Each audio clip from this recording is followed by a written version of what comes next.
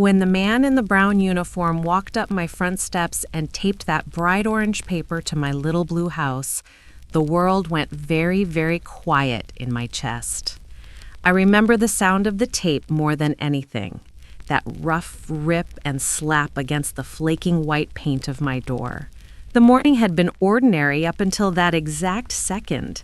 I had a pot of coffee going, a load of towels in the washer, and an apple pie cooling on the counter because Mia liked it warm when she came by after school. Then I saw the logo on his shirt and the envelope in his hand, and my fingers tightened around the cool metal of the doorknob. "Mom, it's just a misunderstanding," Daniel said behind me, low and urgent, like he was trying to calm a wild animal. "Don't make a big deal out of it." I could feel his breath on the back of my neck. He smelled like expensive cologne and something fried from that restaurant of his. I could also feel Mrs. Patel's eyes from across the street. She was on her porch pretending to water a plant that had been dead since Easter. Her thin shoulders stiff, her head angled just a little too much in our direction. And out in the driveway, in the back seat of Daniel's shiny black car, my granddaughter's small face was pressed to the window. Mia's hand was splayed against the glass, her brows drawn together in confusion. She mouthed, "Grandma?" and I gave her the smallest nod I could manage. The man in uniform cleared his throat. "Ma'am, are you Evelyn Marshall?" His voice jolted me. I opened the door a little wider, the cool metal of the knob biting into my palm. "Yes, I am," I said. My voice sounded steadier than I felt. He glanced at Daniel, who was already stepping forward with that quick, fake smile of his. "It's fine, man. We got it. I'll take whatever that is. Mom doesn't—" "Sir?" The man cut him off. He was polite, but firm. "This has to be delivered to the owner of the property." Something in me straightened at that word. Owner. "I'm the owner," I said quietly. "You can talk to me." I watched a shadow cross Daniel's face at that, the smallest crack in his performance.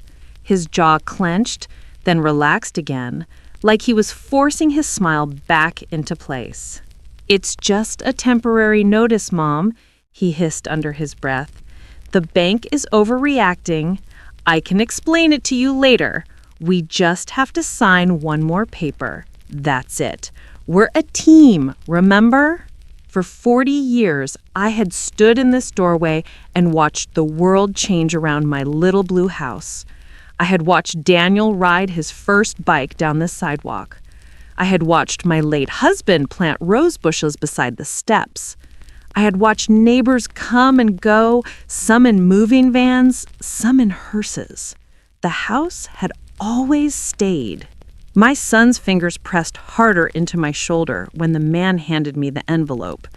My chest tightened, but a different feeling rose underneath the fear. Something cool. Something that felt like the first breath of a storm after a long, sticky summer. I saw Mia's face in the car window again, eyes wide, hand still against the glass. The funny thing was, I thought as I took the envelope and held it to my chest, Daniel had no idea whose name was really on that deed. For the first time in my life, as his mother, I decided not to explain it to him. At least, not yet. Not until the whole world was watching. My name is Evelyn Marshall, though most folks who know me well call me Eve. I was 66 the year all this happened, and my house was older than my son. It wasn't much to look at from the outside. A one-story, faded blue thing in a middle-class neighborhood with a sagging porch and white trim that needed repainting every few years. The grass never stayed as green as the houses in the real estate flyers, and one of the shutters always hung just a little crooked, no matter how many times I had someone fix it. But inside, it was home in a way no brochure could ever capture. The hallway creaked in a particular spot outside the bathroom, no matter how light you stepped. The floral wallpaper in the kitchen had been there since the early 90s, a pattern of little pink roses marching around the room like they were holding hands. The dent in the doorway between the kitchen and the hall, that was from when Daniel, 5 years old, crashed his bright red tricycle trying to take a corner too fast. I had cried harder than he did that day, with his little lip quivering and his big eyes looking up at me like I could fix anything. I used to joke that this house knew our secrets better than any of us. It had heard late-night arguments and whispered apologies. It had watched me dance alone in the living room when my favorite song came on the radio and nobody was around to see. It had held me while I nursed my husband through chemo in the back bedroom, my hands smelling like hospital soap and stale coffee, my body aching from sitting in the same chair for hours. After he died, I started talking to the house sometimes, just to hear a voice in the quiet. Well, it's just us now, I'd say, smoothing a wrinkle in the couch cushion. You and me and the leaky faucet, we'll manage. I had retired from my job as a school secretary a few years earlier, 38 years behind the same battered front desk, welcoming parents, bandaging scraped knees, and telling fifth graders to stop running in the hallways in my sleep. Even in retirement, I still alphabetized my spice rack and kept my pantry labeled. It's funny how your hands get used to keeping things in order, even when your life feels anything but. Daniel was my only child, bright as a spark when he was little. He could take things apart and put them back together again before most kids his age knew which way to hold a screwdriver. His teachers always said, "He's so smart, Mrs. Marshall, if he just applied himself." And that was the story of my son's life. Smart enough to do anything, too restless to stick with any one thing. He was always too good for ordinary jobs, or that's how he put it. He wanted to be his own boss. When he was 23, he quit a perfectly fine position at the hardware store to sell custom sneakers online. That lasted 8 months. Then there was the mobile car detailing business, the home staging company with a friend, the social media marketing agency. Each one came with big dreams and bigger promises. And each time when the rent fell behind or a credit card company started calling, he came home. "Just until I get over this hump, Mom," he'd say, that charming tilt to his head, his hands spread like he was letting me in on a big secret. "I'm this close. You know me, I always land on my feet." And I would open my checkbook, or my guest room, or my freezer, depending on what he needed. Library fines, overdraft fees, late rent, 20 here, 50 there. "Just to hold you over," I'd say, convincing myself it really was just this once. When he met Kayla, I thought maybe he'd finally found someone to help him steady himself. She was pretty and polished, with perfect eyebrows and a laugh that turned heads in a restaurant. She worked in some kind of marketing job I never quite understood, always talking about branding and engagement and going viral. She wore heels to family dinner and always brought a bottle of wine with a label I couldn't pronounce. At first, she was sweet to me. "Oh my God, this house is so cozy," she'd say, looking around with those shiny eyes. "It's like Pinterest before Pinterest." But the sweetness had a thin edge to it, like a knife with pretty etchings along the handle. The first time she commented on my curtains, I shrugged it off. "These are so vintage," she said, pulling at the faded lace in my living room. "You could make a fortune, you know, if you cashed out of this neighborhood. These lots are worth so much more now. You'd have enough to get into a really nice senior community, one with activities." She smiled like she was offering me a spa vacation, not an exile. "I like my ugly old curtains," I told her. "They keep the sun out of my eyes when I watch my game shows." She laughed, but her eyes slid around the room in that measuring way, like she was seeing square footage and resale value instead of the life I had built there. My bond with Mia was simpler. She came into the world with a little tuft of dark hair and a frown that looked just like Daniel's did when he couldn't get his Lego pieces to fit.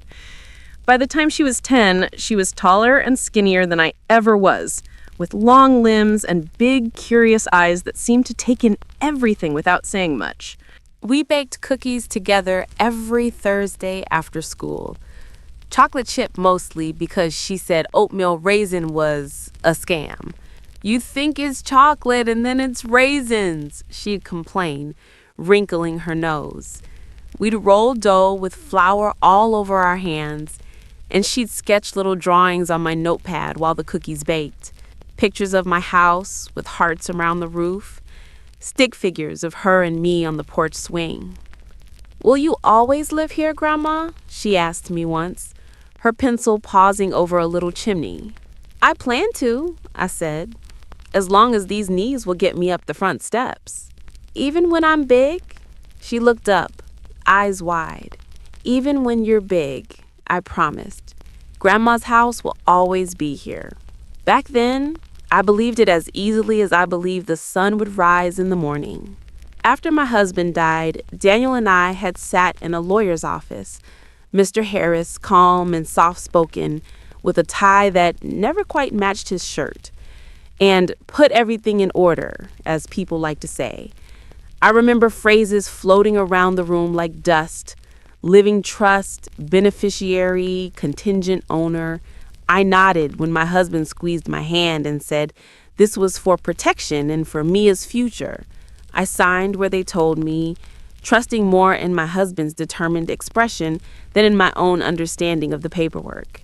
When it was done, I took the thick envelope of documents and put them in a safety deposit box at the credit union. Then I filed the little key inside my Bible, between the pages of Psalms, where I hid things I didn't want to lose and was afraid to look at. Life went on.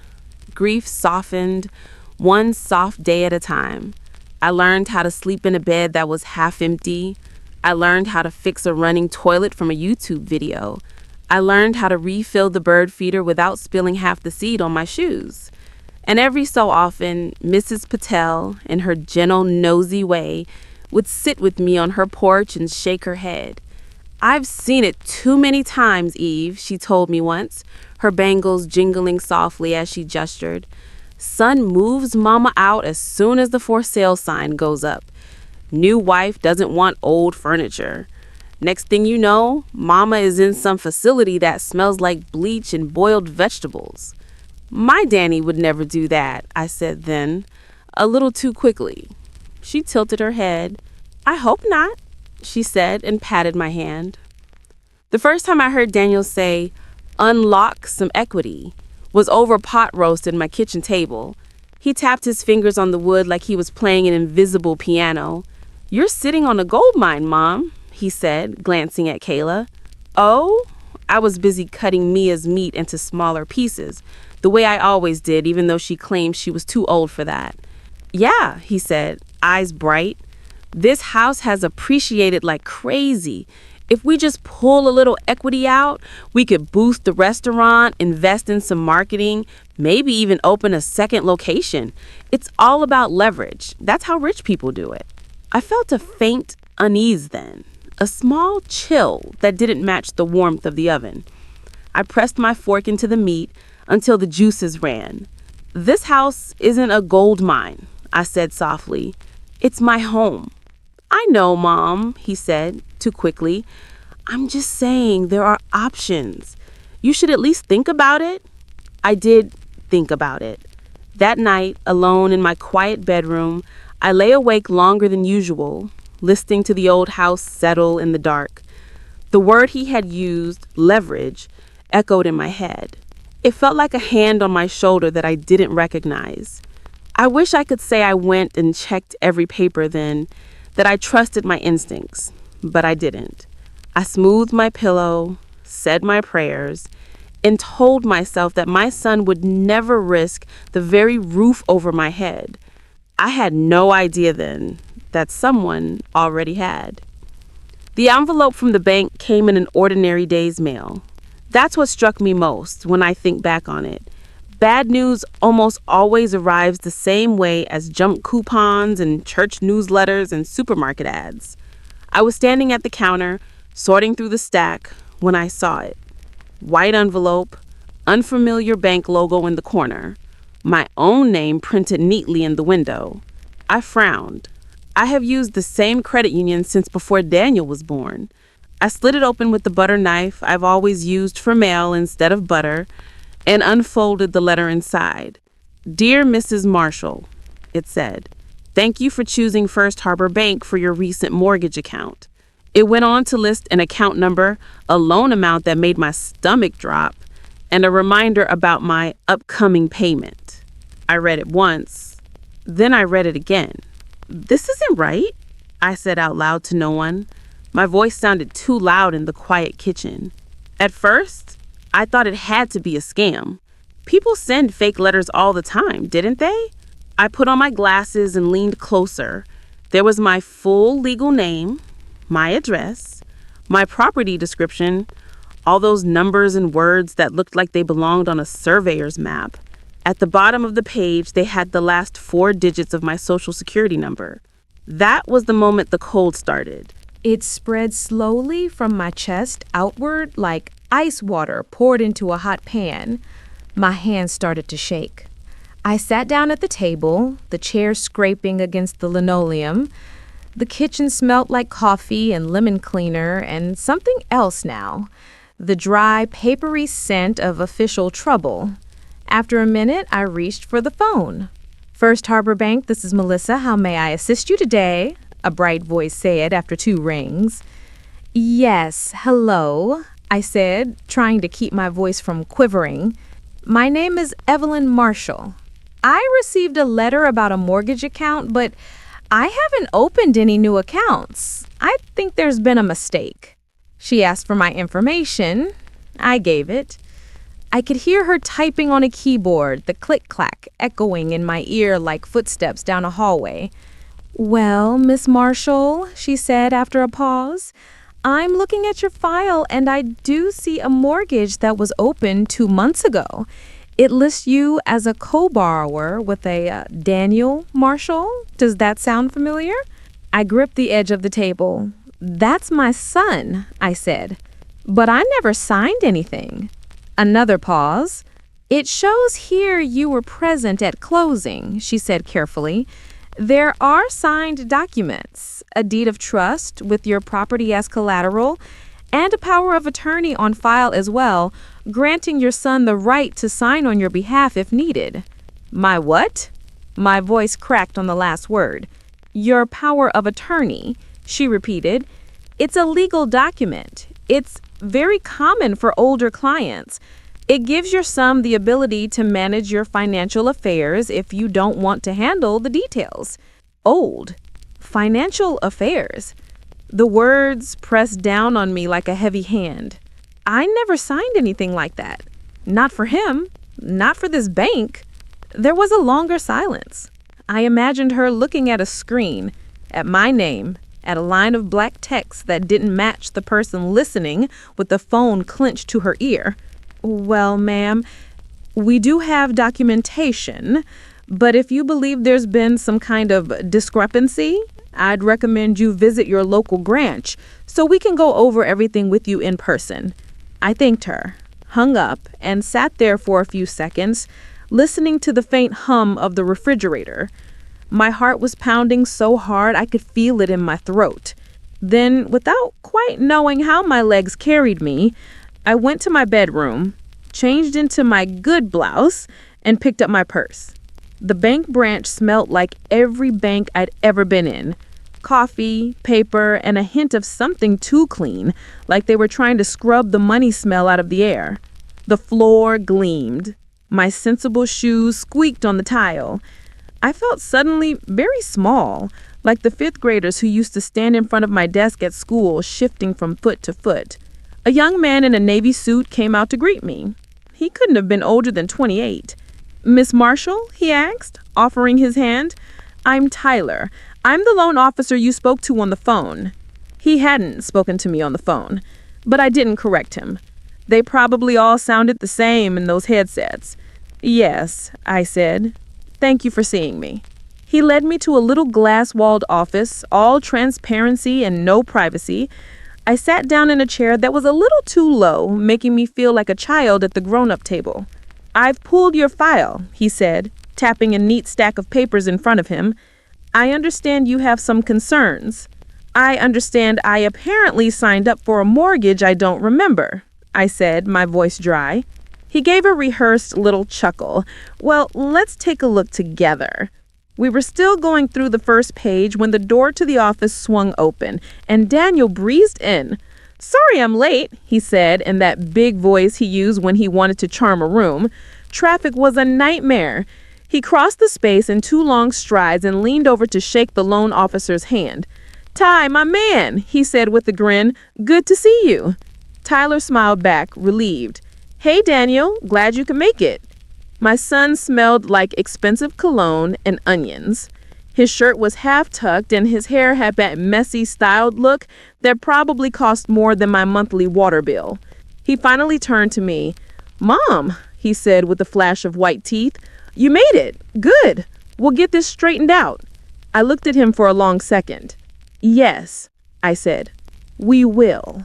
Tyler began to explain the documents, talking about collateral and loan-to-value ratios and favorable terms.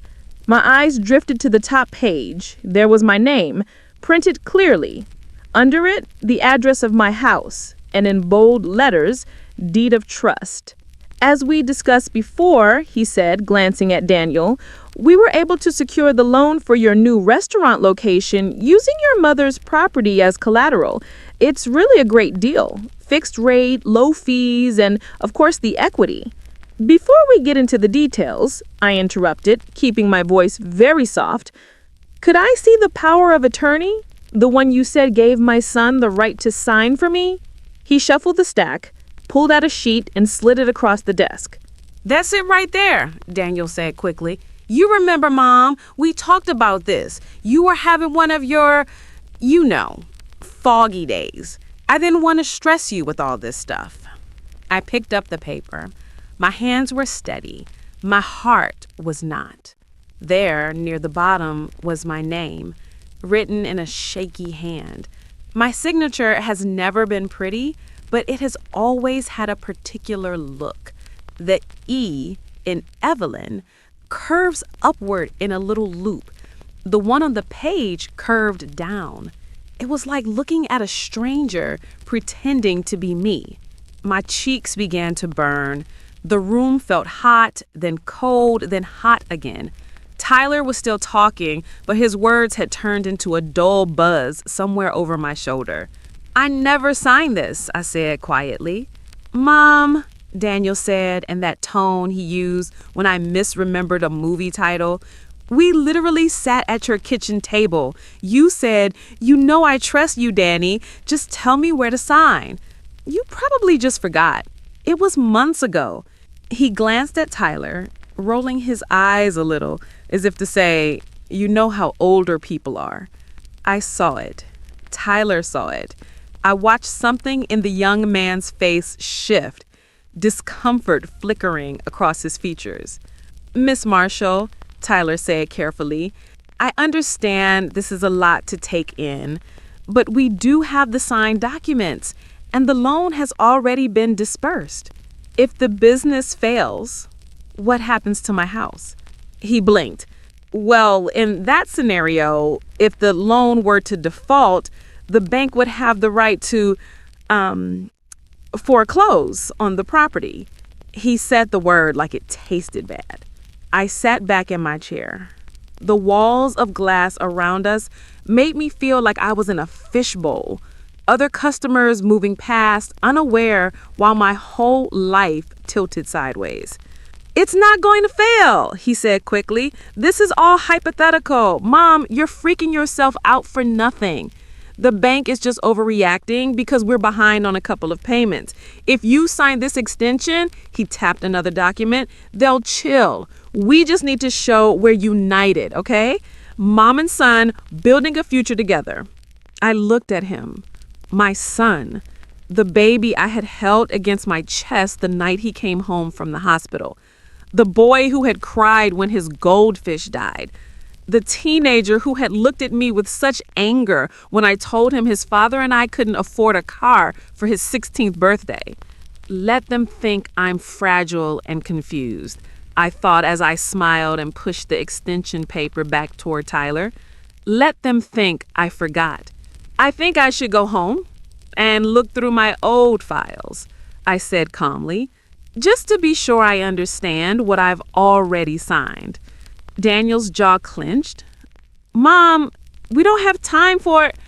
If I'm going to sign anything else, I continued, still in that soft voice, I want to make sure I'm not duplicating anything. You know how older people can get mixed up. I gave him the faintest little smile. Tyler shifted in his seat. That sounds reasonable, he said. Miss Marshall, if you'd like to review documents at home, we can set a follow-up appointment. Daniel shot him a look, but the young man didn't meet his eye. I stood, smoothing my blouse, suddenly aware how small my hands looked on the glossy table. Thank you, I said. I'll be in touch. On the drive home, my heart pounded so hard I could see the pulse in my wrist.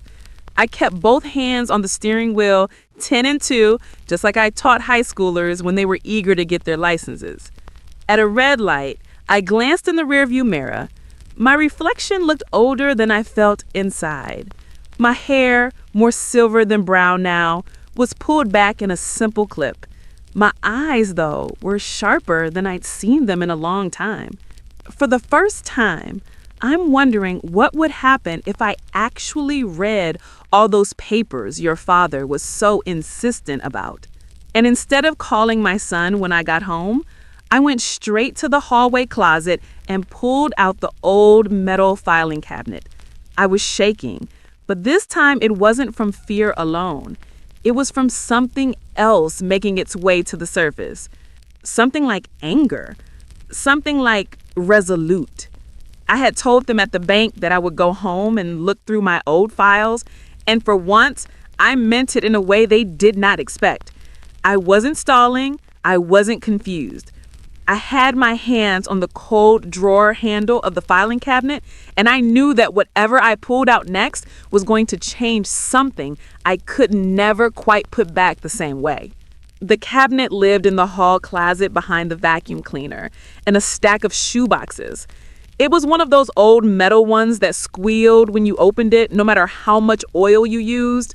The sound echoed in the narrow hallway, sharp and familiar. I tugged, and the drawer stuck for a second before sliding open with a protesting scrape. Inside, hanging file folders leaned against one another like tired old men on a bus. I could pick most of them out by sight. Utilities, taxes, insurance. My handwriting had gotten shakier over the years, but those labels had been written in my younger, neater script, back when my husband was alive, and we had divided the world into two piles, things we understood and things we would figure out together. My fingers found the one I was looking for by memory. The tab said house in thick black ink. When I pulled the folder out, a faint scent rose with it. It was paper and dust, and underneath that, the ghost of my husband's aftershave, the good one he used to wear for church. For a moment, my eyes stung. I slid down to sit on the hallway floor, the folder in my lap, my back against the wall. Somewhere in the house, the refrigerator hummed. A car drove past outside. The world kept moving, while my little universe shrank to the rectangle of paper in my hands. I opened it. Property tax receipts, old appraisal forms, a copy of the original mortgage we had paid off years ago, back when I thought that meant we were finally safe. But the thing I needed wasn't there. I closed my eyes, trying to remember. Not what the lawyer had said, because those words had all run together back then, but what my husband had done, where he had put things, how his mind worked. That's when I remembered the safety deposit box. I pushed myself back up, bones creaking, and went to my bedroom. On my nightstand, there was a Bible so well used that the spine had cracked and the pages near the Psalms were soft as fabric. I opened it carefully to the place where the binding bulged a little. A small flat key fell into my palm. It was cool and slightly tarnished. Credit Union number 14 was stamped into the metal. You really were trying to look out for us, weren't you? I whispered to the empty room, thinking of my husband, even when I didn't want to think about it. I should have called Daniel, I suppose. That's what a reasonable mother would have done. But every time I imagined dialing his number, I saw that crooked version of my signature on that power of attorney. I heard his voice telling the loan officer I must have forgotten. I felt the way he had practically rolled his eyes about my foggy days. Instead, I went to change my blouse and pick up my purse. The credit union lobby had the same bland art on the walls it always did. Landscapes in muted colors, like someone trying very hard not to offend anyone. The woman behind the counter recognized me. Miss Marshall, in for your Christmas Club account? Not today, I said. I need to access my safety deposit box. She checked my ID, had me sign a card, then led me into the small room in the back with all the little metal doors. The air in there was cooler, and it smelled like old steel and carpet cleaner. She slotted her key in beside mine, turned both, and pulled out the narrow metal drawer. I'll give you some privacy, she said, and stepped out, closing the door softly behind her. Inside the box was the envelope I remembered, thick, yellowing, the edges slightly bent. On the front, in my husband's neat, careful handwriting, it said, House Trust Important. I carried it to the little table like it weighed 20 pounds. When I slid the papers out, my hands trembled. There were the same words that had floated past me years ago. Living trust, trustee, beneficiary, successor. Back then, they had been background noise to my grief. Now, they were pieces of a puzzle I finally knew I had to put together. I couldn't make full sense of it yet, but I understood enough to see that we had changed something years ago. The title, the way the house was held. My name was still there, yes, but it sat beside other words I had never bothered to really see. The Marshall Family Living Trust? I read it twice, slowly. My eyes kept snagging on that phrase like it was a snag in a sweater that could unravel everything. By the time I left the credit union, I was exhausted, but the heaviness in my chest had shifted. It wasn't pure fear anymore. It was something firmer. When I got home, there was a voicemail waiting on my machine. Daniel's voice poured out into my quiet kitchen. Too loud, too fast. Mom, hey, it's me. Look, about today at the bank. You freaked that poor kid out. We're fine, okay? I talked to Tyler after you left. The bank just needs to see that we're all on the same page. You worrying about the worst case scenario is not helping. Call me back, okay? And please don't go doing anything rash. I'll swing by later so we can sign what we need to. Love you. He hung up without leaving room for me to answer. I stood there listening to the silence after his message. Then I walked over to the drawer where I kept an old spiral notebook, the kind I used to give students for extra credit assignments. I opened it to a blank page and wrote the date at the top. Underneath, I wrote, Voicemail from Daniel. Called loan officer after I left, pressuring me to sign what we need to. I didn't know exactly why I was doing it yet, but my whole life when things felt out of control, I had written them down. It was how I made sense of hallway fights in middle school, budget meetings, and now apparently betrayal. It was the beginning of my record. Over the next few days, the pressure turned up little by little, like someone slowly twisting a knob on a stove. Daniel called every day, sometimes twice. Mom, the bank is not playing around, he said on Tuesday. You can't drag your feet on this. They're going to move to foreclose if we don't show a united front. You mean They're going to move to foreclose on my house? I said. He sighed, loud and dramatic. Our house, Mom. That's how you have to think of it. Your house is how we unlock opportunity. You always said you wanted to help me succeed. This is how. On Wednesday, it was Kayla on the line. Hey, Evelyn, she said, her voice sugary sweet. I just got off the phone with the woman from the bank. She said you seemed a little confused and that you're anxious about all the terms. Are you doing okay living alone? It's a lot to handle at your age, all those letters and phone calls. I'm fine, I said. I can still read, last I checked. She gave a little laugh, but there was a bite to it. Of course. I just worry about you. These banks, they prey on older people. Honestly, it might be better if you just sell the house while the market's good and move into one of those nice senior places with activities and security. Daniel and I could help you with the process. You'd have less to worry about. And we could, finally upgrade our zip code. She slipped that last part in like it was an afterthought. I'm not ready to move into a place yet. I still know my way around my own stove. Well, just think about it, she said quickly. We're all just trying to make smart moves here. 2 days later, the first red-lettered notice showed up. I found it in the mailbox, a window envelope thicker than the first. When I tore it open at the sink, bold capital letters jumped out at me. Pre-foreclosure warning. Delinquent. Immediate action required. My hands shook so hard, the paper rattled. I had to set it down on the counter to study myself. The words blurred for a moment, then came back into focus. Dates, deadlines, legal language that sounded like the voice of a judge I couldn't see. I wrote it all down in my notebook. The date of the letter, the amount past due, the threatening phrases. I underlined them twice. That night, I barely slept. Every time I closed my eyes, I saw a stranger walking up my front steps with a hammer and a for sale sign. The next evening, there was a knock at my door. It wasn't polite or patient. 3 fast raps, then a pause, then 3 more.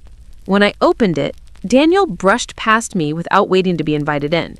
He was holding his phone out in front of him like a flashlight, sweeping it over the living room walls. Man, the bones of this place are so good, he muttered half to himself. You knock down this wall, open up the kitchen, put in an island, buyers would eat it up. It's not for buyers, I said. He shined the flashlight into the dining room anyway. The bank sent another notice, he said, like he was talking about the weather. They're serious. We have to show movement. Look, I know all this is overwhelming for you, so here's what I'm thinking. We put your name on a care plan. A what? I asked. A care plan, he said, turning the phone light off and looking at me like he was explaining a simple math problem. I talked to a financial advisor. We set me up as the primary decision maker on your accounts. That way, I can handle stuff like this before it ever hits your mailbox. You don't have to deal with the stress. It protects you from scams. Old people get targeted all the time.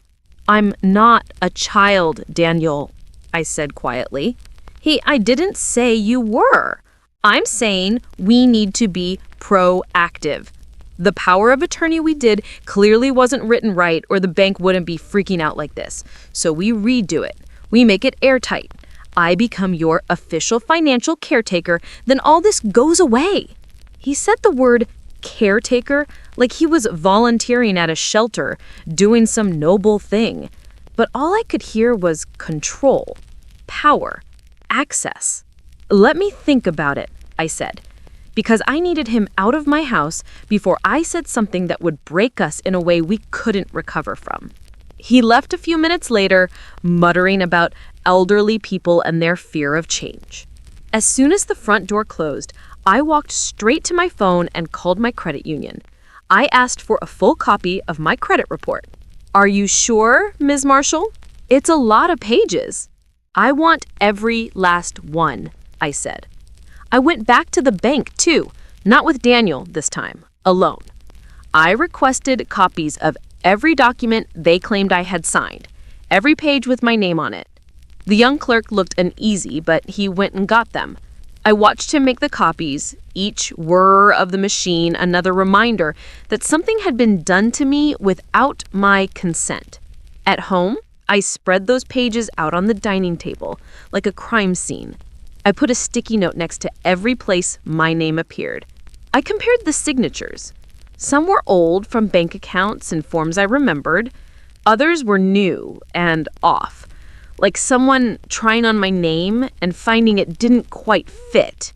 I wrote that down on my notebook, too. Signatures do not match. A few days later, I walked across the street carrying a plate of still warm cookies. It was my excuse for knocking on Mrs. Patel's door at 8 in the evening. "Oh, Eve," she said when she opened the door, her face brightening. "I smelled chocolate and I prayed you were coming here." I laughed and stepped inside. Her living room smelled like spices and jasmine tea. Indian soap operas played on low volume from the TV, all dramatic music and slow motion glances. We sat together, and I let her talk first. It's always better that way with people like her. You set the table, and they will bring the dishes. "Have you noticed Daniel's car here late at night?" I asked when there was finally a pause. She frowned, thinking. Yes. Few weeks ago. He was there, then gone, then back again. One night I thought there was a break-in. I almost called the police." She shook her head. "He was going in your side door, back and forth, lights on in your office." "That was the week my husband's old filing box went missing," I said quietly. Her eyebrows shot up. "Missing?" "It reappeared in the hall closet the next day, like it had never left." We both knew what that meant. Neither of us said the word. When I got home, I added it to my notebook. Mrs. Patel saw Daniel late at night, the same week the box disappeared. By then, I had pages of notes, dates, times, snatches of conversations, screenshots printed from my old flip phone of text messages where Daniel talked about leverage and using all available assets. I still didn't know exactly what I was going to do with all of it, but I knew one thing. I was not going to sign away what little control I had left. That resolve was tested the following Sunday at Daniel and Kayla's townhouse. They lived in a development with a name that sounded like a perfume, the Oaks at Willow Ridge, the kind of place where all the houses looked almost the same from the outside, with tiny trees planted at exact intervals. The inside, though, looked like a magazine. White walls, gray furniture, glass tables, barely any personal pictures except for a few carefully chosen frames that showed them on vacations and at rooftop bars. We sat down to dinner at their big, shiny table. There was not a speck of food on the tablecloth. Everything came out in white dishes, little portions arranged like art. Partway through the meal, she cleared her throat. "So," she said, giving Daniel a look, "there's something we'd like to go over with you, Evelyn, for everyone's peace of mind." She got up and went to the kitchen counter, then came back with a slim folder. She set it down in front of me like it was dessert. "What's this?" I asked, though my stomach already knew. "It's just some updated paperwork," she said, smiling the kind of smile that never touched her eyes. "You know, so if anything ever happens, we have things in place. Medical decisions, financial decisions, that kind of thing. The world is crazy these days. We just want to know you're taken care of." Daniel nodded, cutting his steak. "A care plan, like I mentioned. This is just making it official. We talked to a lawyer. He said it's best practice." I opened the folder slowly. The first page was a new power of attorney, naming Daniel as my agent for financial matters. The second was a document titled Durable Power of Attorney for Healthcare and Personal Decisions.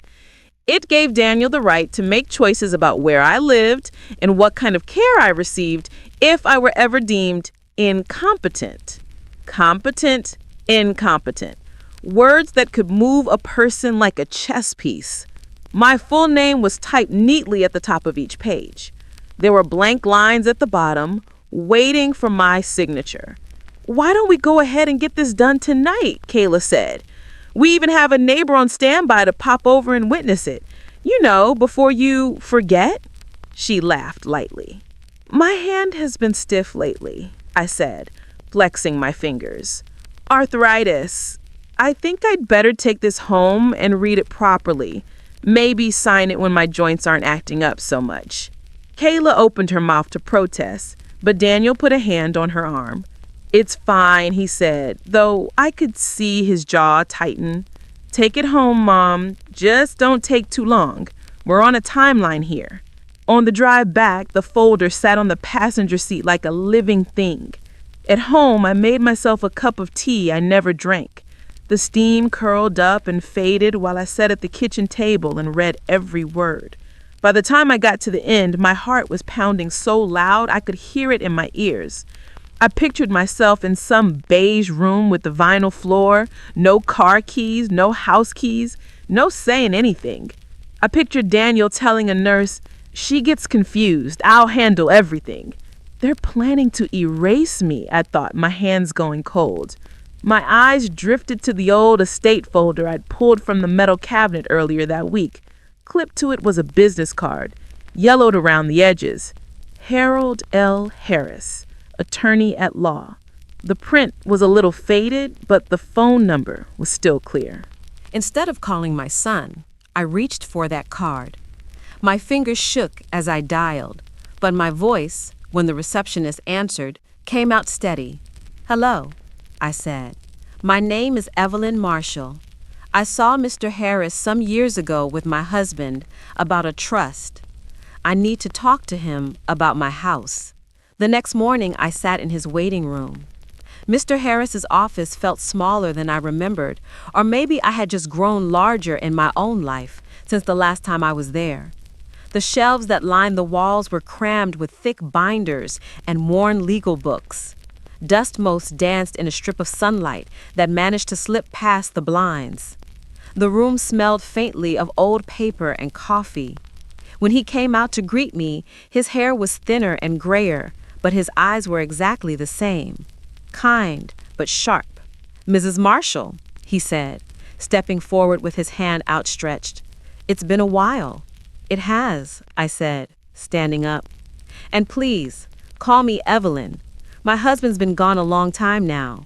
He nodded, a shadow of sympathy crossing his face. "Come on back. Let's see what's going on." I sat in the same chair I'd sat in years ago, across from the same wooden desk. Back then, I'd been so numb with grief that all I'd heard was the hum of the air conditioner and the scratching of pens on paper. Today, every sound felt sharp. He told me, "Tell me everything." So I did. I talked about the letter from the bank, the new mortgage account I'd never agreed to, the forged power of attorney, Daniel's smooth lies about my foggy days. My voice shook, but my sentences came out clear. Years of taking notes and answering phones had trained my tongue to shape facts, even when my heart was breaking. As I spoke, I watched Mr. Harris's expression shift from polite interest to concern, and finally to something close to anger. Not at me, at what had been done. "And now they're trying to get me to sign new powers of attorney?" I finished. "Ones that would give my son control over where I live and how my money is used? His business is already in trouble. If I sign, I'm afraid I'll wake up one morning and find I don't own my own life anymore." He was quiet for a moment, tapping his pen against a yellow legal pad. He asked slowly, "Do you remember signing any new deed after your husband passed? Anything that changed how the house was held?" I frowned, trying to pull the memory into focus. "I remember you talking about protecting the house. You and my husband saying something about it being for Mia's future. I remember a lot of signatures, But I'll be honest with you, Mr. Harris, I didn't understand half of what I was signing. I just trusted him. And you. He gave a small, wry smile. That's more common than you'd think, he said. Let me pull your old file. He stood and went to a tall cabinet in the corner. He flipped through folders, his finger running over labels. After a minute, he pulled out a thick one with my name on it. Here we are, he murmured. He sat back down and opened it. The pages were slightly yellow at the edges. He flipped past notes written in his own neat handwriting, copies of my husband's will, letters to the county recorder's office. Then he stopped. Ah, he said. Here. He turned a few pages around so they faced me. At the top, in bold letters, it said, The Marshall Family Living Trust. Underneath, in smaller type, were the words that made my breath catch. Trustee, Evelyn Marshall, Contingent Beneficiary and Co-Successor Trustee, Mia Marshall. I stared at the page. What does that mean? I asked, softly. It means, he said, choosing his words carefully, that your house is not owned by you as an individual. It's owned by this trust. You are the person managing it, the trustee, while you are alive and competent. And if something happens to you, your granddaughter Mia steps in as co-successor trustee and beneficiary. He pointed to another paragraph. It also means that any attempt to use the house as collateral or to encumber it must be done by the trustee according to the terms of the trust. A power of attorney that your son forged, pretending to act on your behalf as an individual, doesn't give him authority over trust property. My heart started pounding. So, when he told the bank he could sign for me, he either lied to them, Mr. Harris said, or he didn't understand what you had already done with this house. Either way, the bank should have verified the title more carefully. If they based this loan on a defective power of attorney and ignored the trust, they have a big problem on their hands. I sat there, letting his words sink in. For weeks, I had felt like a mouse trapped in a corner, waiting for a shoe to come down. Now, slowly, it dawned on me that there was a gap in the wall behind me I had never seen. So, the house is safer than I thought. He nodded. Much safer. They can't just drag it into foreclosure based on this mess. And as trustee, you have more power than your son or the bank realize.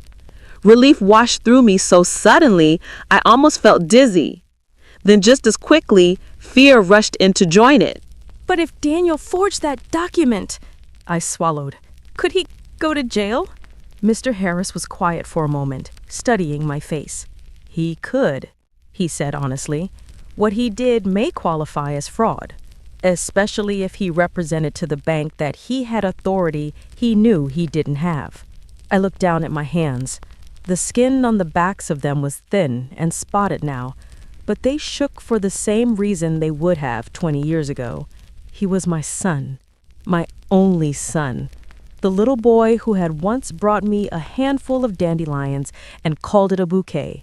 The man who had just tried to sell the roof over my head without asking me. What do you want, Evelyn? Mr. Harris asked gently. That's the real question. The law gives us options, but it's your call which ones we use. I want my house, I said, my voice barely above a whisper. I want it clear. I want Mia's future protected. I want the bank to stop sending me letters that make my heart stop. I drew in a breath. And I don't want my son in prison, if there's any way to avoid that. But I can't let him keep doing this. I can't pretend it's nothing. He nodded slowly. All right, he said. Then here's what I suggest. He laid it out for me piece by piece, like a lesson plan. We would contact the bank's fraud department. We would provide proof of the trust and point out that the power of attorney wasn't valid for trust property. We would ask them to remove any claim on the house and reassign liability solely to Daniel and his business. In return, we would pursue this as a civil matter rather than filing criminal charges, unless forced. "It won't be easy," he said. "They may push back. They don't like to admit mistakes. But the law in this case is on your side." When our meeting was over, he made copies of the key pages and slid them into a fresh folder for me. The cardboard felt solid in my hands. I clutched it to my chest like a shield. As I stepped out into the sunlight, the parking lot looked the same as it had an hour before. The sky was still blue. Cars still drove past. But inside, something fundamental had shifted. For the first time my husband died, I did not feel like prey. I held something Daniel did not: knowledge. And I decided, right then in that cracked asphalt parking lot, that I was going to keep it to myself until the moment it would matter most. The next few weeks were a strange mix of the ordinary and the quietly strategic. On the outside, my days looked almost the same. I still woke up at 6 out of habit, even though there was no longer a school bell I had to beat. I made myself coffee, sometimes with a splash of flavored creamer when I was feeling wild. I threw in a load of laundry. I watched the morning news. I checked on my rose bushes. But in between those rituals, I was making moves. With Mr. Harris's help, I wrote a letter to the bank's fraud department. It was written in the calm, careful language of lawyers, but the heart of it was simple. I, Evelyn Marshall, trustee of the Marshall Family Living Trust, had not authorized any mortgage using my home as collateral. Any power of attorney they had on file was unauthorized and possibly forged. Any lien on the property was invalid. We attached copies of the trust documents. We highlighted the relevant paragraphs. We pointed out the mismatch between my real signatures and the one on the loan file. We sent it certified mail. When the green receipt card came back, I taped it inside my notebook next to my notes about the foreclosure notice. There was something deeply satisfying about that little square of paper with its official stamp. Proof that someone on the other end had signed their name, acknowledging receipt. A week later, Mr. Harris and I went back to the bank, not to the young loan officer this time, but to his boss. The senior manager was a middle-aged woman with sharp eyes and a neat bob.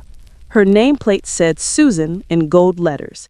She looked tired in the way people look when they have been saying, "I'm sorry for the inconvenience," for 20 years. "Miss Marshall," she said, shaking my hand. "Mr. Harris, thank you for coming in." We sat in another glass-walled office. This one had a view of the parking lot instead of the interior, which somehow made me feel less like I was on display. As she read through our packet, I watched her face. At first, it was politely blank. Then her brows pulled together. Then her lips pressed into a thin line. She called in her legal officer, a man in a gray suit whose tie was askew and whose eyes got wearier the further he read.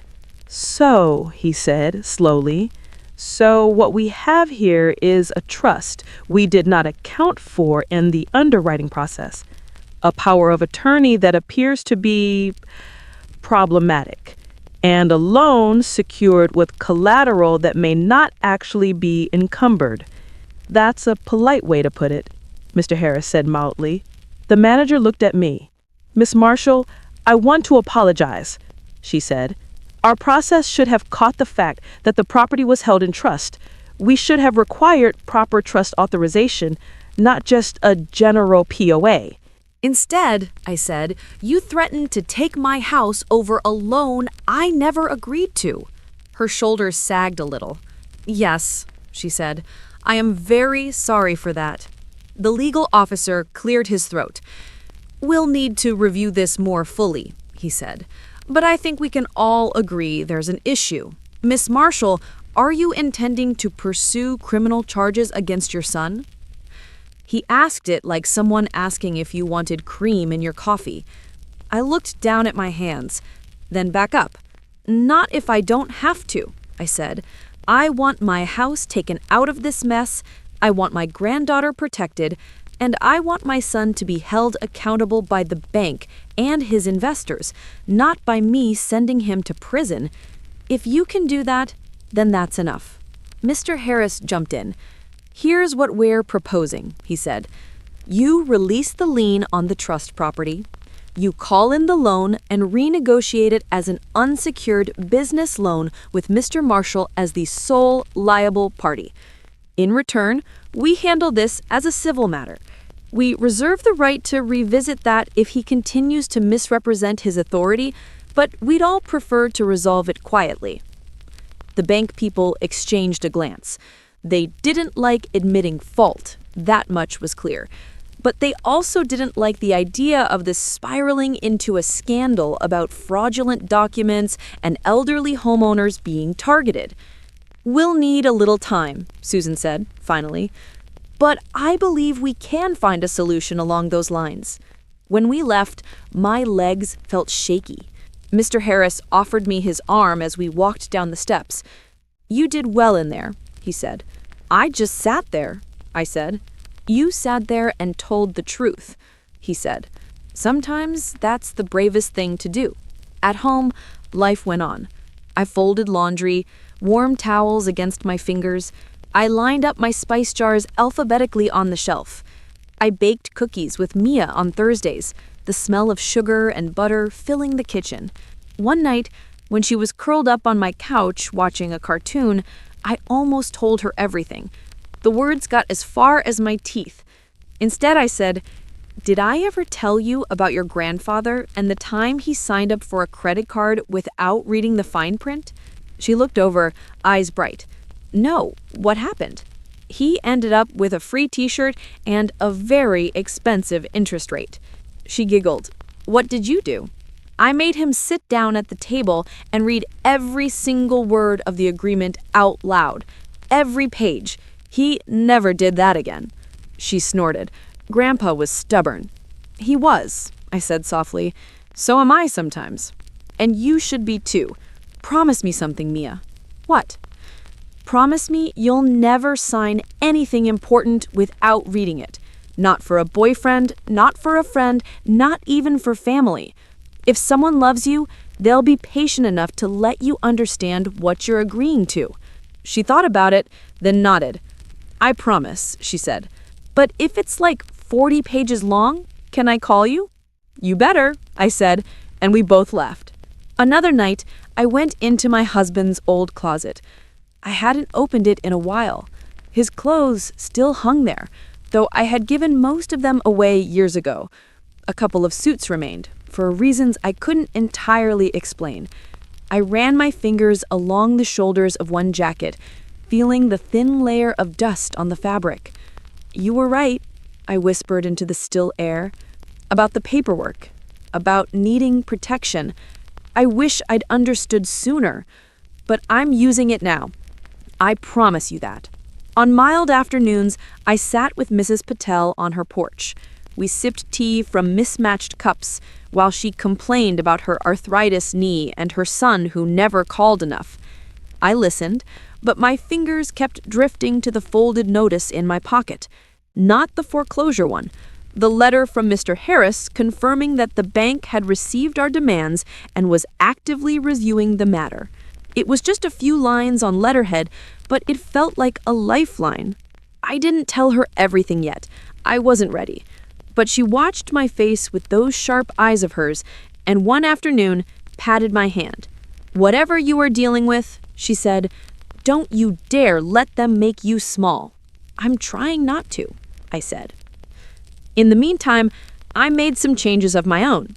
I moved my checking and savings accounts to a different bank, one that Daniel hadn't had his name on for convenience, as he used to call it. Every automatic payment, every deposit, I shifted slowly, one by one, until there was nothing left in the old accounts for anyone to manage for me. I went back to Mr. Harris and updated my will and the trust. We reduced Daniel's share significantly. We increased the portion set aside for Mia's education. We added layers of protection so that no one could use the house as collateral without specific conditions and a co-trustee's approval. "It's not about punishing him," I said, as we went through the draft. "It's about making sure he can't hurt her the way he tried to hurt me." "Understood," Mr. Harris said. Of course, Daniel sensed that something was shifting, even if he didn't know the details yet. One afternoon, he showed up at my house unannounced. I was at the dining table with papers spread out in front of me. Trust documents, bank letters, my notebook. When I heard his car door slam outside, I had just enough time to grab the trust folder and slide it under a magazine before he walked in. "You should really lock your door, Mom," he said, breezing into the kitchen like he owned the place. "This neighborhood isn't what it used to be." "I like to see who's coming," I said. His eyes flicked to the table. "What's all this?" he asked, nodding at the stack of papers. "Recipes," I said, setting a hand casually over the magazine. He snorted. "Right. Listen, I talked to the bank. They said they got some sort of inquiry from a lawyer. Did you go behind my back and stir things up? I went to ask questions about a loan on my house that I never agreed to. That's not stirring. That's called survival." He ran a hand through his hair, agitated. "You're making it complicated," he said. "If you would just sign the extension like Tyler suggested, we'd have bought ourselves some time. Now you've got managers involved and fraud departments. They're not going to like that." "They shouldn't like it," I said softly. "They should be ashamed of it." He rolled his eyes. "Mom, you are not some victim in a movie. This is business. Sometimes you have to push paperwork through to get things done. By pretending your mother signed things she didn't?" His jaw clenched. For a second, I saw the boy he had been, caught in a lie about breaking a neighbor's window. Then the man came back. "Look, the bank just needs some clarification from you. They're asking questions they didn't ask before. So when they call, don't make it a whole thing. Just tell them we're on the same page. We are on the same page, right?" I looked at him. My only son. My heart and my heartbreak in one person. "I'm not sure," I said. Later that week, we had a family dinner at his house. It was supposed to be just us, but one of his investor friends happened to stop by. The conversation drifted, as it always did with Daniel, to money. He was saying, "We're on the verge of something huge. Once we get the second location open, cash flow is going to explode. The bank's just being picky right now because they're conservative, old school. They want redundant assurances." "What kind of assurances?" the investor asked. "Oh, you know, confirmations, deeds, family support letters. They just want to know we're all aligned. Mom's going to sign something to put it all to bed." He said it casually, like we had already discussed it, like my agreement was a foregone conclusion. I sipped my water and said nothing. But inside, I was making a list. A few days later, Kayla slipped on the phone. She was so excited for the brunch, she said. "It's going to be huge. All our key investors, some new prospects. We're going to announce that we're moving forward with expansion despite the bank's little tantrum. Oh, and Daniel says you'll sign the support documents there, in front of everyone. It'll be such a powerful moment." "Brunch?" I repeated. "Investor appreciation brunch," she said, like it was capitalized. "Didn't he tell you? Sunday after next, at the restaurant. Dress nice, okay? We'll probably have a photographer." After we hung up, I sat very still for a long moment. An event. A crowd. Papers they expected me to sign in front of witnesses. A moment where they believed they would show everyone how in control they were. It was exactly the kind of stage I needed. The next day, I went to see Mr. Harris again. I told him about the brunch, the investors, the planned support documents. He listened, steepling his fingers together. "This could be the moment," he said. "If you're willing." "I am," I said, surprising myself with how quickly the words came out. We talked strategy. He would come to the brunch, quietly, as my guest. So would a representative from the bank, the same senior manager or someone from her team. If Daniel tried to use my house as a selling point again, we would correct the record, publicly, calmly, with paperwork in hand. "You need to be ready," he said. "It will be uncomfortable. He may get angry. There will be an audience.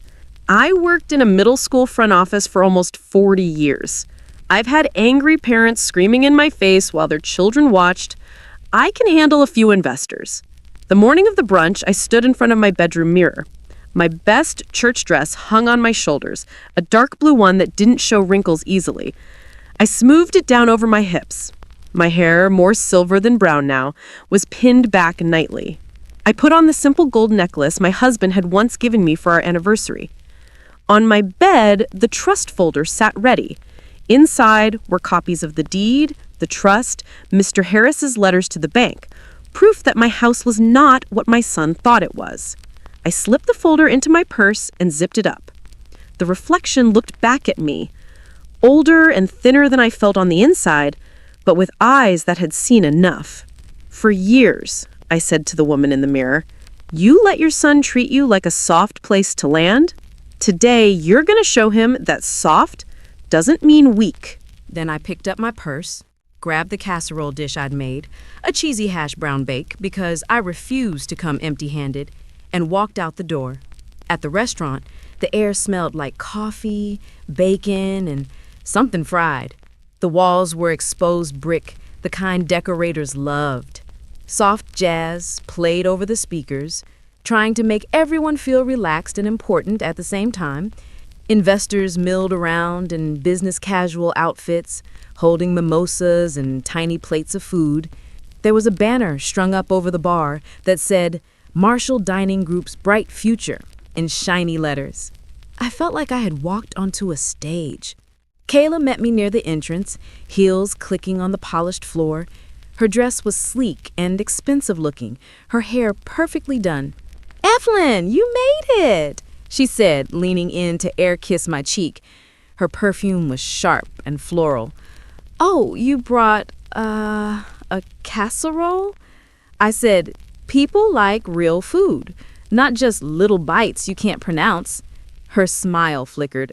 Right, she said. Well, the kitchen can heat it up, I guess. Come on, let me show you where you'll be sitting. She guided me past clusters of people I didn't know. Some of them nodded politely. Others looked right through me, already focused on the main act, my son. Daniel stood at the far end of the room, near a small podium, talking to a group of men in blazers. He laughed loudly at something one of them said, clapped a hand on the man's shoulder, and gestured around the room like it was his kingdom. He said, Investors, meet investors. This is my mom, by the way. The reason I can hustle like this. She taught me to never give up. They smiled at me, tolerant, like you smiled at a mascot. I said, nice to meet you, shaking their hands. Daniel added, Mom's gonna make it official today. We're crossing all the T's, dotting all the I's. You know how old school she is about paperwork. Polite chuckles floated around us. My eyes scanned the room.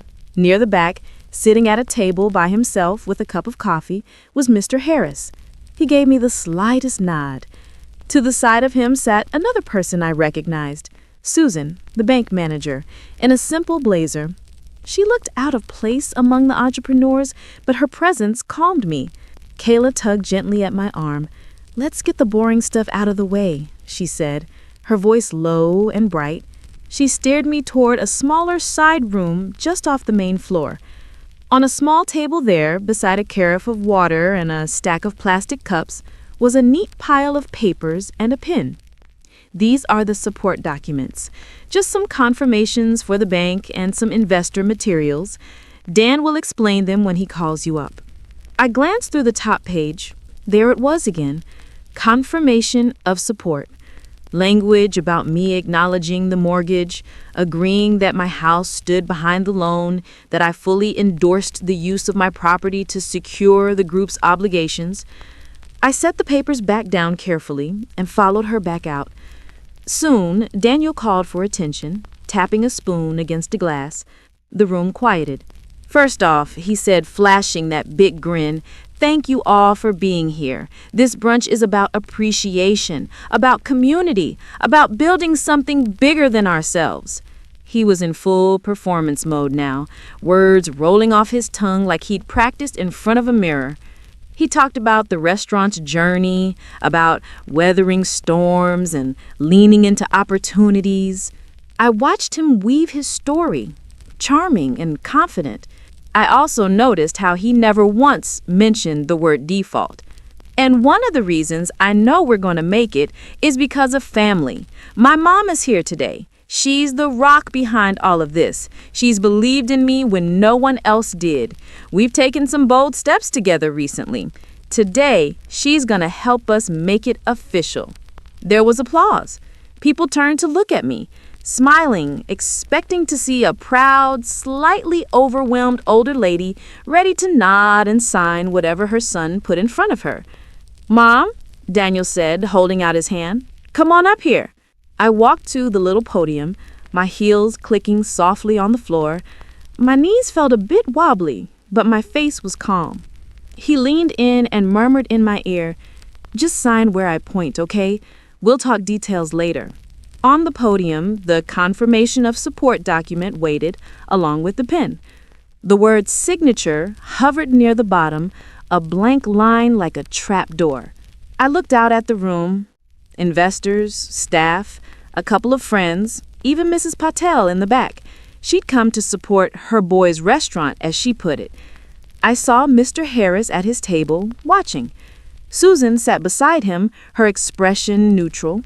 "Before I sign anything," I said, my voice carrying more than I expected in the quiet room, "I'd like my son to read out loud exactly what this document says about my house." A small ripple of amusement went through the crowd. People smiled, assuming it was a quiet request. Daniel laughed. "Mom," he said, "it's just formal language. You know how legal stuff is. It's boring." "I know, but I said, humor me. These nice people are all here investing their money. They deserve to know exactly what's backing it. And I deserve to know exactly what I'm signing. So go ahead. Read the part about the house." His smile froze for just a heartbeat. Then he picked up the paper. "It's just stating that you, as the homeowner, support the business and affirm that the house..." "Read the exact words," I said. Still polite, still soft. "The sentence with my address in it." He swallowed.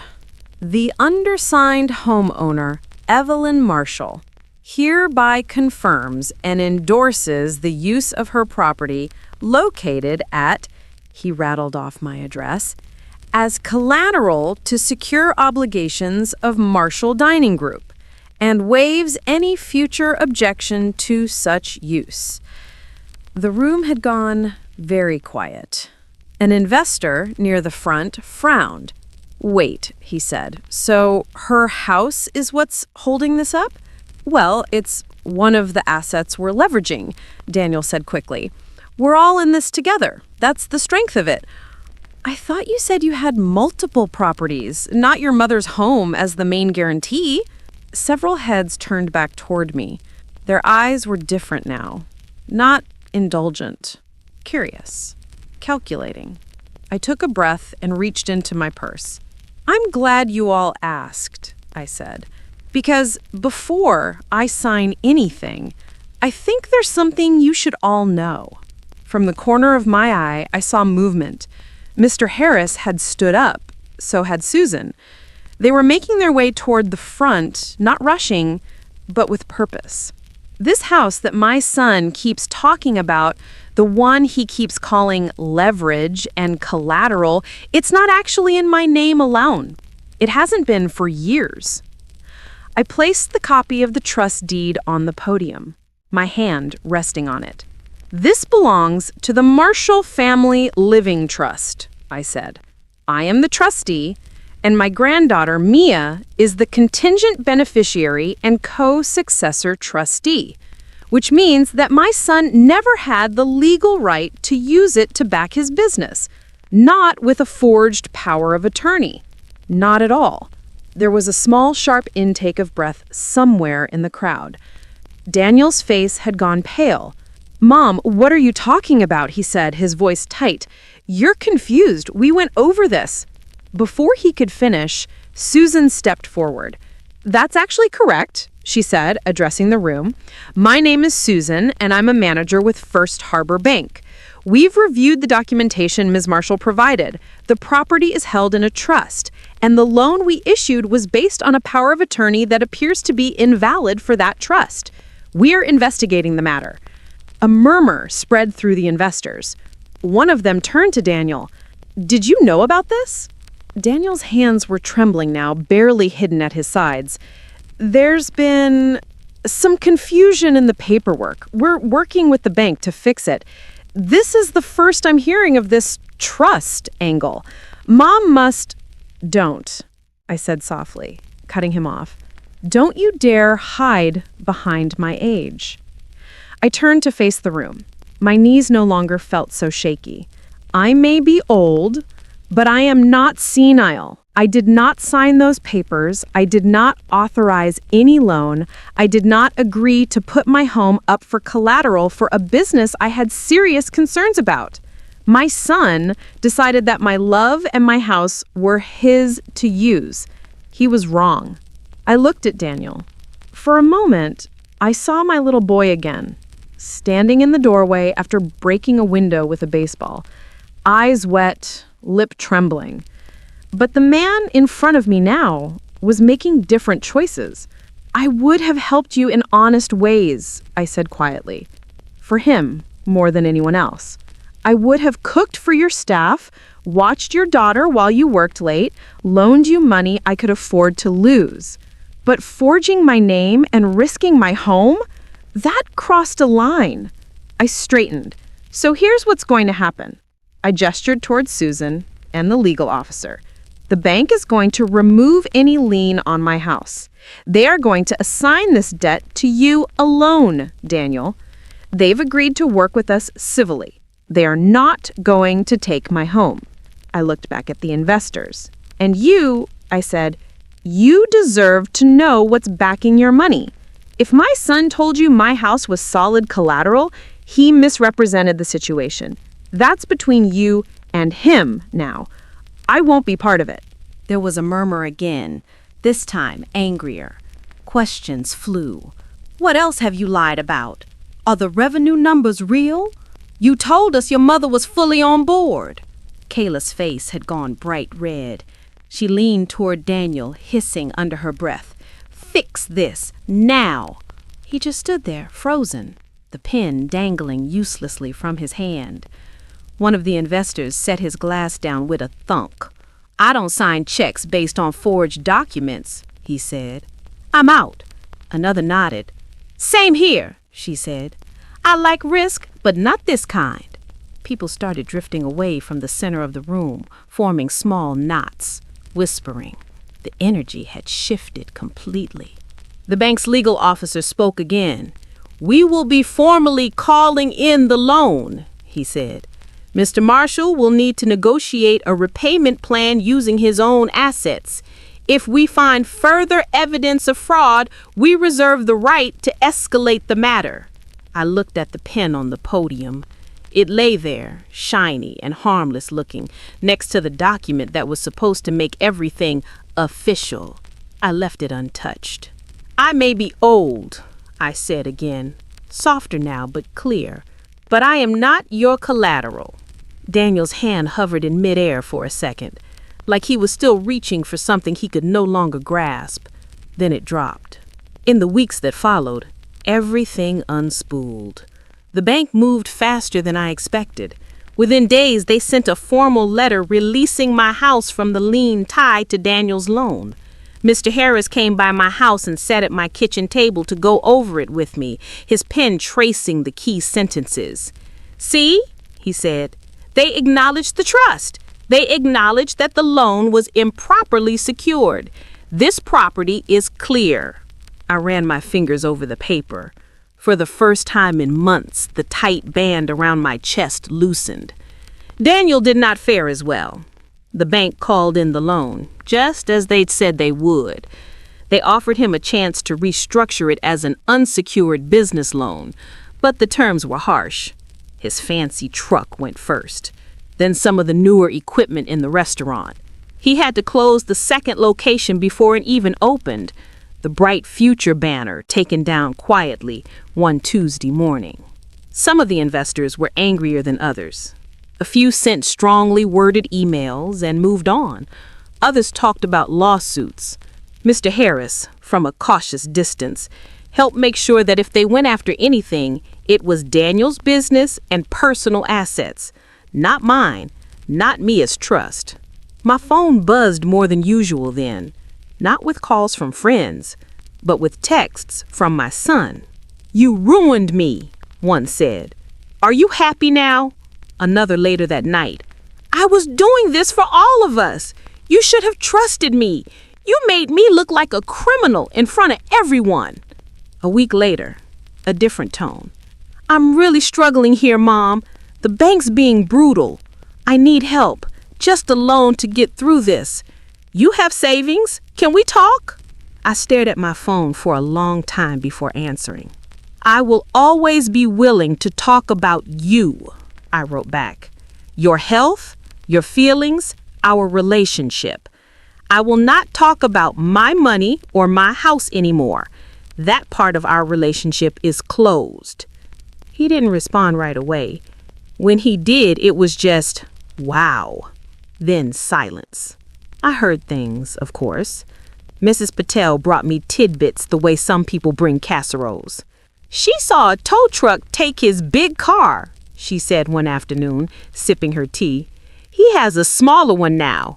Ordinary. No more showing off." She smiled ruefully. "Sometimes life gives us the right size car, even if we don't want it." There was gossip, too, in their social circle. Kayla's friends whispered about that whole fraud situation with his mom's house. The phrase elderly mother came up a lot from what filtered back to me. At the yoga studio, at brunch. I didn't go looking for those stories, but they found their way to my porch anyway. People underestimate how far and fast a story will travel when it involves money, family, and a public humiliation. Kayla stopped calling me altogether. When I did see her, dropping Mia off at my house, her smile was tight as fishing line. "Please don't talk to her about finances," she said once, not quite meeting my eyes. "It's confusing enough for her as it is." "I talked to her about cookies and homework," I said. "You don't have to worry." Mia, of course, noticed more than anyone gave her credit for. One afternoon, as she stirred brownie batter at my counter, she said, "Dad's mad a lot lately." I wiped a bit of chocolate off her chin. "He has a lot on his plate." "Is he in trouble?" she asked, her eyes searching mine. "I heard him on the phone. He said something about investors and fraud. That's a bad word, right?" I took a breath. Sometimes grown-ups make mistakes with money, big ones. And then other grown-ups with money get very upset. What matters is whether the person who made the mistake tells the truth and tries to fix it or keeps lying. She thought about that, licking the spoon. "Did Dad lie?" I said carefully. "That's something he and I are still working through. But whatever happens, it's not your fault, and it's not your job to fix it." She nodded slowly. "Okay," she said. "Do you think he's going to jail? My friend Jenna's uncle went to jail for money stuff." I shook my head. "I don't think so," I said. "Right now, it looks like he's going to have to pay back a lot of money and start over. That's its own kind of jail." Sometime in that period, I went back to Mr. Harris one last time to update the trust. We added clearer language about Mia's education fund. We strengthened the clauses that prevented anyone, including a future version of me who might be pressured, from using the house as collateral without multiple layers of approval. As I signed the updated documents, I felt a strange calm. I wasn't just reacting anymore. I was building something solid beneath my feet. "You're making sure this doesn't happen again," Mr. Harris said, "to you or to her." "That's the plan," I said. On a warm evening, not long after, I sat with Mrs. Patel on my front porch. Fireflies blinked in the yard, tiny lanterns winking on and off. The air smelled like cut grass and someone grilling down the street. We watched as a car drove slowly down our road. It was Daniel, in an older, dull-colored sedan. He didn't look over as he passed, just kept his eyes fixed on the road ahead. Mrs. Patel made a little sound in her throat. "I knew you were stronger than you looked, Evelyn," she said quietly. "I didn't," I admitted. "Not until I had to be." The foreclosure notice was long gone from my door. In its place was the same old peeling paint, the wreath Mia had made out of fake flowers, and my house key hanging from the hook inside, where it had always belonged. Life didn't turn into a fairy tale after that. It just settled into a new shape. And in that new shape, I was no longer an afterthought in my own story. One evening, a few months later, I stood in my kitchen with Mia. The counters were dusted in flour. We were kneading bread dough together, our hands sinking into the soft, elastic mass. The radio played oldies in the background, crackling slightly on certain notes like it always had. "Grandma, are you ever going to move? Like, to one of those communities Mom talks about?" I looked around at the familiar cabinets, chipped in the same places they'd been chipped for years. The sunlight coming through the window made patterns on the worn countertop. The creak in the floorboard near the fridge sang its little song every time I shifted my weight. "I'll stay here as long as I can manage the stairs. When I can't, then we'll see. Maybe I'll want some place with less shoveling in the winter. Or maybe I'll just make your father build a ramp." She laughed. "You think he'd do it?" "If he wants to stay on my good side," I said. She looked thoughtful. "What happens to the house when you're gone?" she asked. "Well," I said, "one day, hopefully a long time from now, that will be up to you. You'll decide whether to live in it or sell it or rent it out. It'll be your choice." Her eyes widened. "Mine?" "Yours," I said. "But I hope before you decide anything, you'll come stand in this kitchen and listen for a minute. To the radio, to the creak in the floor, to whatever the house is trying to tell you. Houses remember things. They deserve a say." She smiled and nodded like she understood, even if she didn't fully yet. That night, after she'd gone home and the dishes were done, I made myself a cup of tea and stepped out onto the back porch. The sky was deepening into purple. Crickets sang in the grass. The old porch swing creaked when I sat down, the chain giving its familiar little protest before settling. I wrapped my hands around the warm mug and took a sip. The tea tasted like chamomile and a little bit of hard-won peace. I thought about the woman that I had been a year earlier, the one who signed whatever her husband and the lawyer put in front of her because she trusted them, the one who assumed her son would always protect her the way she had protected him, and I thought about the woman who had been when the first letter from the bank came, frozen, humiliated, treated like a confused old lady in a world of young men with spreadsheets. And I thought about the woman who had stood in that restaurant, looked her son in the eye, and said, "I am not your collateral." In the distance, a siren wailed faintly, then faded. Somewhere down the block, someone laughed. Life went on. I closed my eyes for a moment and whispered, "Thank you," to my husband, for insisting on paperwork I didn't understand at the time, for thinking ahead in ways I hadn't wanted to. Then I whispered, "Thank you" to myself, for finally reading the fine print, for finally believing that my comfort mattered as much as anyone's business plan. If there's one thing I learned through all of it, it's this. Love can make you generous. It can make you patient. It can even make you blind, but it should never make you collateral. So if your child ever starts treating your love like something they can borrow against, don't be afraid to remind them your life is not a loan they get to leverage.